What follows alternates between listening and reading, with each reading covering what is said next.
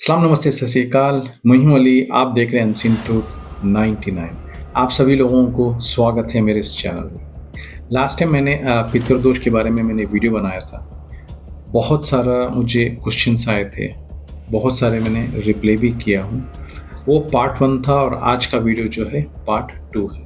आज के वीडियो में आप जानेंगे कि पितृदोष से कौन से ऑब्स्टिकल्स हमारे जीवन में आते हैं जो हमको समझ में नहीं आता। हम लोग सोचते हैं भाई हमारे नसीब ही इस तरह के हैं। जी नहीं, जो भी मैं आपको बता रहा हूँ थोड़ा इस पर आप गौर कीजिए। अगर आपके जीवन में इस तरह का इश्यू है, पितृदोष की वजह से आप लोगों के जीवन में इस तरह के मुश्किलात आ रहे हैं, तो लास्ट में जो मैं रेमेडीज़ बताऊंगा तो रेमेडीज़ पे फॉलो कीजिए। लेकिन फिर भी उसमें उतना सारा अगर आपको फ़ायदा नहीं पहुंच रहा है तो आप मुझे डीएम कीजिए या व्हाट्सएप कीजिए।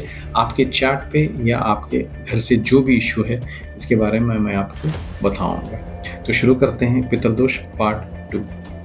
पितृदोष का बहुत सारे वजह हैं, मैं कुछ ब्रीफ आपको लोगों को बता रहा हूँ। जैसे कि शादी लेट होना, बहुत डिले हो जाती है। जैसे कि जो शादी की उम्र रहती है वो घट जाती है, लेट जाके शादी होती है। भले वो लड़का रहो या लड़की रहो, शादी का लेट होना, डिले होना, सामने से रिजेक्ट होना या खुद रिजेक्ट करना, तो फाइनली शादी डिले इस पितृदोष में।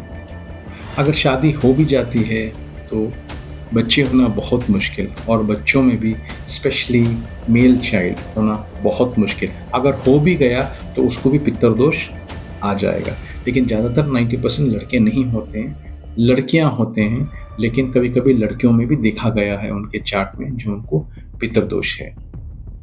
और फाइनेंशियल स्टेबिलिटी, जिसको पितृदोष रहती है, भले वो जॉब में है या वो बिजनेस में है, उसको फाइनेंशियल स्टेबिलिटी उसके जीवन में नहीं रहता है। तो कहीं ना कहीं वो मंथ एंड या बिजनेस में या उसको लॉसेस, कुछ ना कुछ ऑब्स्टिकल्स जॉब वालों को भी रहती है, बिजनेस वालों को भी रहती है। और फ्रीक्वेंट घर में झगड़ा होना बीवी के साथ या माँ बाप के साथ या भाई बहनों के साथ या अपने कोलीग के साथ या बिजनेस पार्टनर के साथ या अपने सर्कल में, कहीं ना कहीं ये कॉमन सी चीज़ रहती है। मैं ये नहीं बोल रहा हूँ कि एक ही इंसान में ये सारे खूबियाँ रहते हैं। मैं इतने सिम्टम्स बता रहा हूँ, इसमें कुछ ना कुछ तो आपको रेगुलर रहता ही रहता है, खासकर पितृदोष में। और वो कुछ ज़्यादा या कुछ कम, लेकिन मिले जुले ये इश्यूज आपके जीवन में पितृदोष जिसको रहता है उसको होता ही होता है। और कहीं ना कहीं हेल्थ इश्यूज, मैं ये नहीं बोल रहा हूँ कि पितृदोष में कौन सा हेल्थ इश्यू आएगा, लेकिन ओवरऑल बेसिक कुछ ना कुछ इश्यू आए दिन आपके हेल्थ में, भले वो सर का दर्द क्यों ना हो या पैरों का दर्द क्यों ना हो, एकदम सिल्ली, एकदम छोटे मोटे इसी तरह के इश्यूज जिंदगी भर चलते रहते हैं जब तक वो पितृदोष उस इंसान के ऊपर है।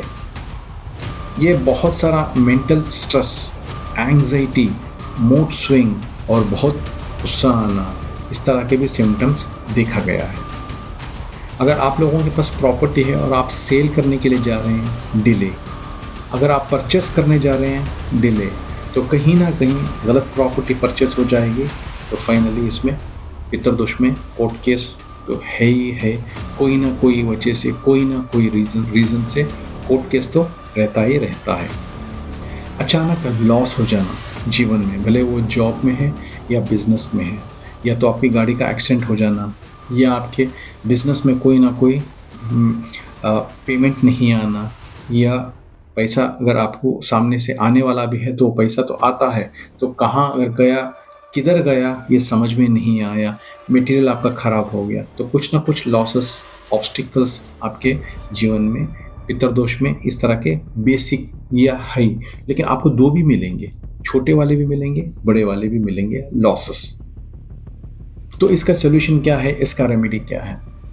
सोल्यूशन बेसिक है, रेमेडीज़ भी बेसिक ही है। जैसे कि आप लोगों के जीवन में जिस तरह के आपको जो परेशानियां रहते हैं, जो इतने सारे मैंने जो परेशानियां बताया है, तो उसी तरह से आपको दान धर्म इज़ इम्पॉर्टेंट। जो भूखा रहता है उसको आप खाना दीजिए। जो तन पे कपड़े ठीक से नहीं रहते, आप उसको कपड़े दे सकते हैं। आप अनाथ आश्रम को लेके जाके खाना दे सकते हैं, अनाथ आश्रम में आप कपड़े दे सकते हैं।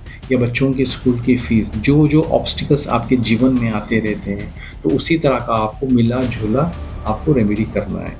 जैसे कि मैंने बताया, खाना देना, कपड़ा देना, मेडिसिन प्रोवाइड करना, स्कूल फीस या कॉलेज फीस, तो इस तरह के मिले-जुले आपको रेमेडीज़ जो आपके जीवन में घटनाएँ घट रहे हैं, उसी तरह से आपको रेमेडीज़ भी करना है। तो कहीं न कहीं आपको इसमें, मैं ये तो नहीं बोल रहा हूँ 100% आपको फ़ायदा रहेगा, मैं इतना तो बता रहा हूँ आपको 60 टू 80% या 90% तक आपको कहीं न कहीं रिलीफ़ 100% मिल सकता है आपको।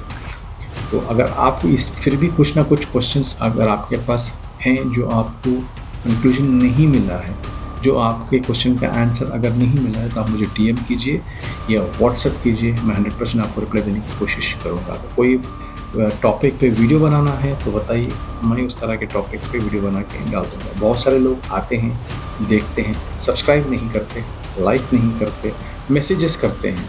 तो मेरा रिक्वेस्ट है आप सभी लोगों से, सब्सक्राइब भी कीजिए, लाइक भी कीजिए और कमेंट कीजिए कि किस टॉपिक या आपके क्वेश्चंस हैं, आप मेरे को डीएम कर सकते हैं या व्हाट्सएप कर सकते हैं। तो अगले वीडियो में मिलते हैं इसी तरह के टॉपिक के ऊपर। आप लोग अपना खास ख्याल रखिए।